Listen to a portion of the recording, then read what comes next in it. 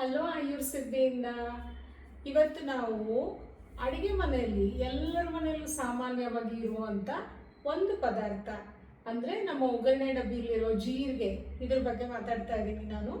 ಅದರ ಉಪಯೋಗಗಳು, ಅದನ್ನು ನಾವು ಔಷಧೀಯವಾಗಿ ಹೇಗೆ ಉಪಯೋಗಿಸ್ಬೋದು ಮತ್ತು ಅದರ ಉಪಯೋಗಗಳು, ಅದರಲ್ಲಿ ಏನೇನಿರುತ್ತೆ, ಅದನ್ನು ಸೇವನೆ ಮಾಡಿದಾಗ ನಮಗೆ ಹೇಗೆ ಪ್ರಯೋಜನಕಾರಿಯಾಗುತ್ತೆ ಅನ್ನೋದ್ರ ಬಗ್ಗೆ ತಿಳ್ಕೊಳ್ಳೋಣ. ಆ್ಯಕ್ಚುಲಿ ಜೀರಿಗೆಯಲ್ಲಿ ತುಂಬ ಕ್ಯಾಲರೀಸ್ ಕಡಿಮೆ ಇರುತ್ತೆ.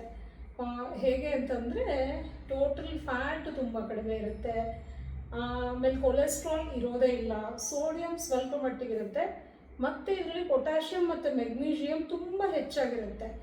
ಪೊಟ್ಯಾಷಿಯಮ್ 51% ಇದ್ದರೆ ಮೆಗ್ನೀಷಿಯಮ್ 91% ಇರುತ್ತೆ.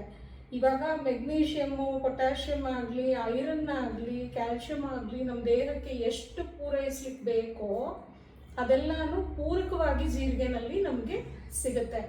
ಹಾಗಾಗಿನೇ ನಾನು ಯಾವಾಗಲೂ ನಮ್ಮ ಸೌತ್ ಇಂಡಿಯನ್ ಕುಕಿಂಗ್ ಎಷ್ಟು ಮುಖ್ಯ, ಎಷ್ಟು ಪರಿಪೂರ್ಣವಾಗಿರುತ್ತೆ, ಅದರಲ್ಲಿರೋ ಒಂದೊಂದು ಮಸಾಲ ಪದಾರ್ಥಗಳಾಗಲಿ, ಒಂದೊಂದು ಅಡುಗೆ ಐಟಮ್ ಆಗಲಿ, ಕುಕಿಂಗ್ ಸ್ಟೈಲ್ ಆಗಲಿ, ನಮ್ಮ ದಕ್ಷಿಣ ಭಾರತೀಯ ತಿನಿಸುಗಳು, ಅಡುಗೆಗಳು ಅಷ್ಟು ಪರಿಪೂರ್ಣ ಅಂತ ಅದರಿಂದನೇ ಹೇಳೋದು.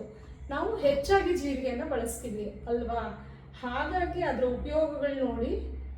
ಕ್ಯಾಲ್ಶಿಯಂನ ಮಟ್ಟ ಅಂತೂ 93% ಇರುತ್ತೆ, ಮೆಗ್ನೀಷಿಯಮ್ 91% ಇರುತ್ತೆ, ಇದರಲ್ಲಿ ಐರನ್ 368% ಇರುತ್ತಂತೆ ಜೀರಿಗೆನಲ್ಲಿ. ಹಾಗಾಗ್ಬಿಟ್ಟು ಜೀರಿಗೆ ಅಂಥ ಒಳ್ಳೆಯದು.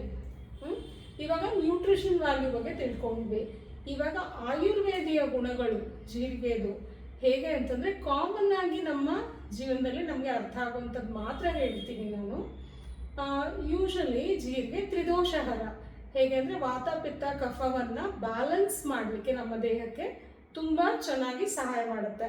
ಮತ್ತು ಇದರದ್ದು ರುಚಿ ಹೇಗೆ ಅಂದರೆ ಸ್ವಲ್ಪ ಖಾರ, ಸ್ವಲ್ಪ ಘಾಟು, ಸ್ವಲ್ಪ ಕಹಿ, ಅಂದರೆ ಷಡ್ರಸಗಳಲ್ಲಿ ಎರಡನ್ನಂತೂ ಇದು ಕಂಪ್ರೈಸ್ ಆಗಿರುತ್ತೆ. ಮತ್ತು ಇದರ ಪ್ರಮುಖ ಗುಣ ಏನಂದರೆ ಇದು ಜೀರ್ಣಕಾರಿ.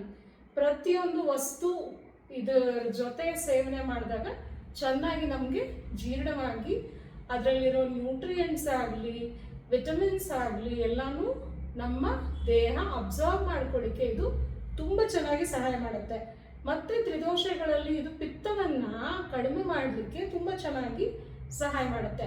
ಮತ್ತು ಇದನ್ನು ತುಂಬ ಈಸಿಯಾಗಿ ನಮಗೆ ಇವತ್ತಿನ ಸೊಸೈಟಿಲಿ ಬೇಕಾಗಿರೋ ಗುಣ ಏನು ಅಂತಂದರೆ ಬ್ಲಡ್ ಶುಗರ್ನ ತುಂಬ ಚೆನ್ನಾಗಿ ಕಡಿಮೆ ಮಾಡುತ್ತೆ. ಹಾಗಾಗಿ ಡಯಾಬಿಟಿಸ್ ಇರೋರು ಇದನ್ನು ನಿಯಮಿತವಾಗಿ ಚೆನ್ನಾಗಿ ಬಳಸ್ತಾ ಹೋಗ್ಬೋದು.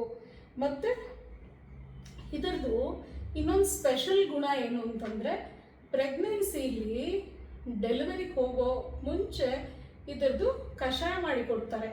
ಯಾಕೆ ಅಂತಂದರೆ ಕಂಟ್ರಾಕ್ಷನ್ನ ರೆಗ್ಯುಲೇಟ್ ಮಾಡೋ ಗುಣವನ್ನು ಇದು ಹೊಂದಿರುತ್ತೆ. ಅಂದರೆ ಹೆರಿಗೆ ನೋವು ಬಂದಾಗ ಅದು ನಿಯಮಿತವಾಗಿ ಬರೋ ಹಾಗೆ ಮಾಡೋ ಒಂದು ಗುಣ ಇದರಲ್ಲಿರೋದ್ರಿಂದ ನಮ್ಮ ಪೂರ್ವಜರು ಅದನ್ನು ತಿಳ್ಕೊಂಡು ಡೆಲಿವರಿನ ಇಂಡಕ್ಷನ್ ಮಾಡಲಿಕ್ಕೆ ಇದನ್ನು ಉಪಯೋಗಿಸ್ತಾ ಇದ್ರು. ಮತ್ತು ಬಾಣಂತಿಯಲ್ಲಿ ಕೂಡ ಇದರದ್ದು ಉಪಯೋಗ ತುಂಬ ಚೆನ್ನಾಗಿದೆ. ಹೇಗೆ ಅಂತಂದರೆ ಬ್ರೆಸ್ಟ್ ಮಿಲ್ಕ್ ಪ್ರೊಡಕ್ಷನ್ ಜಾಸ್ತಿ ಮಾಡಲಿಕ್ಕೆ ಸಹಾಯ ಮಾಡುತ್ತೆ. ಮತ್ತು ಬಾಣಂತಿಯಲ್ಲಿ ಬ್ಲೀಡಿಂಗ್ ಇರೆಗ್ಯುಲಾರಿಟಿ ಅಥವಾ ಕೆಲವು ಪ್ರೊಲಾಂಗ್ ಬ್ಲೀಡಿಂಗ್ಸ್ ಇರುತ್ತೆ ಕೆಲವು ಜನ ಬಾಣಂತಿಯರಲ್ಲಿ, ಅದಕ್ಕೆ ಇದು ತುಂಬ ಚೆನ್ನಾಗಿ ಹೆಲ್ಪ್ ಮಾಡುತ್ತೆ.